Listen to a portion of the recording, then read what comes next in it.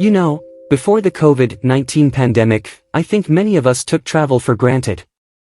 Weekend getaways, overseas vacations, business trips, these things felt normal, even routine. But then, everything changed. Borders closed, flights were cancelled, and suddenly the world felt smaller. It was like the pause button was hit on global movement. Now that we're finally emerging from the pandemic, we're facing a new question. What will the future of travel look like? Well, to start with, people have changed. After months, even years of restrictions, we don't travel the same way anymore. There's a noticeable shift toward more meaningful, more intentional travel. We're no longer just traveling to tick boxes or take Instagram photos, we want real experiences. People want to connect with nature, support local communities, and even use travel as a way to recover emotionally. In a way, the pandemic made us more mindful travelers. Another thing that's changed, maybe forever, is how much we rely on technology when we travel. Remember when checking into a hotel meant filling out forms and talking to the receptionist? Now it's all contactless, QR codes, apps, digital check-ins. And honestly, it's kind of convenient.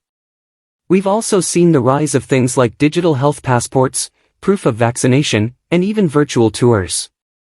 During the lockdown, many of us explored the world through our screens. I think virtual travel won't replace real trips, of course, but it might become a useful part of the planning process. Health and safety, these are two things we never used to worry much about when traveling. Now, they're top of mind. People are more aware of hygiene, air quality, and even how crowded a place is.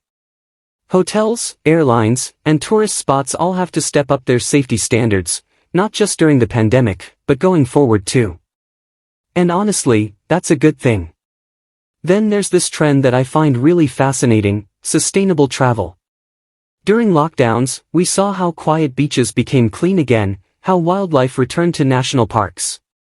It reminded us of the impact mass tourism can have. Now more people are asking questions like, is this eco-friendly, or am I supporting the local economy? We're seeing more interest in slow travel, eco-lodges, and activities that don't harm the environment. It's no longer just about where you go, it's about how you go there. Another major shift is in the way work and travel are blending. Remote work exploded during the pandemic, and now it's totally normal to see people working from beach resorts or mountain cabins. This has led to something called workations. Basically, you take your laptop with you and combine work with travel. Some countries are even offering special visas to attract remote workers for months at a time. So yeah, the idea of vacation is getting redefined. At the same time, we're seeing people travel closer to home.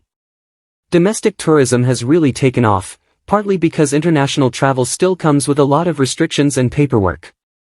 But also, people are realizing there's a lot to discover in their own countries.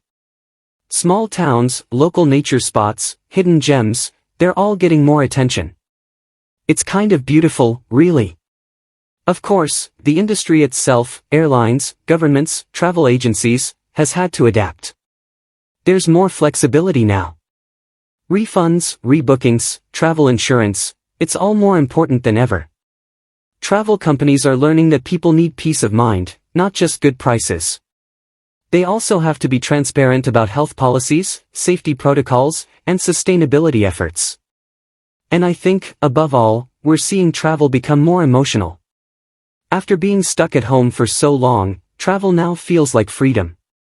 It's a way to heal, to reconnect with people and places, to feel alive again. Whether it's a road trip to the next city or a long-awaited reunion with family abroad, every trip now carries more meaning. So, what's next for travel?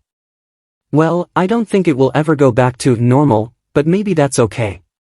We've learned, we've adapted, and we've grown.